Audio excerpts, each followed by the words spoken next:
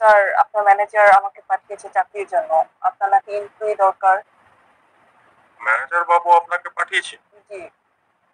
ও আচ্ছা আচ্ছা, হ্যাঁ ম্যানেজার বাবুকে আমি বলেছিলাম আমার একটা এমপ্লয়ি দরকার ছিল, কিন্তু আসলে বিষয়টা হচ্ছে কি, আমার এই মুহূর্তে তো কোনো এমপ্লয়ি দরকার নেই, আর অফিসেও কোনো মানে সিট খালি নেই যে আপনাকে চাকরি স্যার, দেবো। আমাকে তো আজই সকালে বললো যে জবের আপনাকে ভ্যাকেন্সি। বলবো সেটা ঠিক আছে, কিন্তু মানে আপাতত হয়তো ম্যানেজার বাবু সেটা ভুলে গিয়েছে, কিন্তু আপাতত আমাদের কোনো এমপ্লয়ি আপাতত দরকার হচ্ছে না। স্যার, আমার চাকরিটা খুবই দরকার স্যার, প্লিজ স্যার, যদি একটু আমাকে একটু দেখতেন।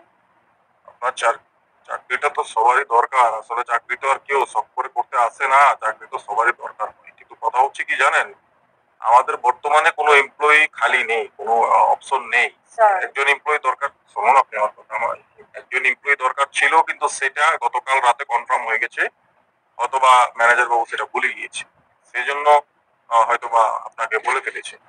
সমস্যা নেই, আমি সেটা ম্যানেজার বাবুকে বলে দিচ্ছি, আমার তো আসলে আপাতত কোনো এমপ্লয়ি প্রয়োজন হচ্ছে না। স্যার, কিন্তু আমার তো চাকরিটা খুব দরকার স্যার।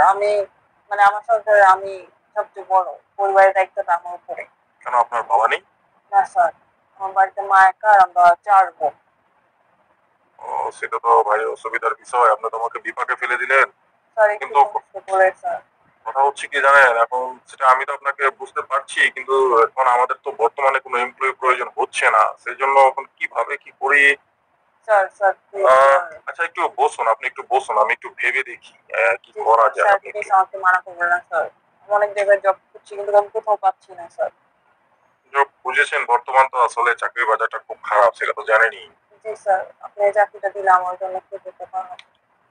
আপনি তো আমাকে অনুরোধ করে বিপাকে ফেলে দিচ্ছেন, আমি তো এখন বিপদে পড়ে যাচ্ছি, আসলে কি করা যায় বলুন তো দেখি। স্যার, প্লিজ একটু স্যার আমার দিকটা আপনি একটু দেখবেন স্যার। একটা ব্যবস্থা করা যায়, কিন্তু সেটা কি আপনি করতে পারবেন? স্যার, যা বলবেন আমি সব করতে পারবো স্যার। সব তো করবেন বলছেন, কিন্তু সেটা তো আসলে অফিসিয়াল কোনো কাজ নয়, সেটা হচ্ছে আনঅফিসিয়াল একটা কাজ, বুঝতে জি স্যার, পেরেছেন? শুধু আমার শুধু মাস শেষে মাইনে পেলেই হবে।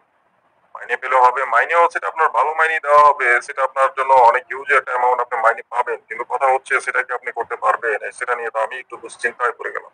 জি স্যার, আমি করতে পারবো।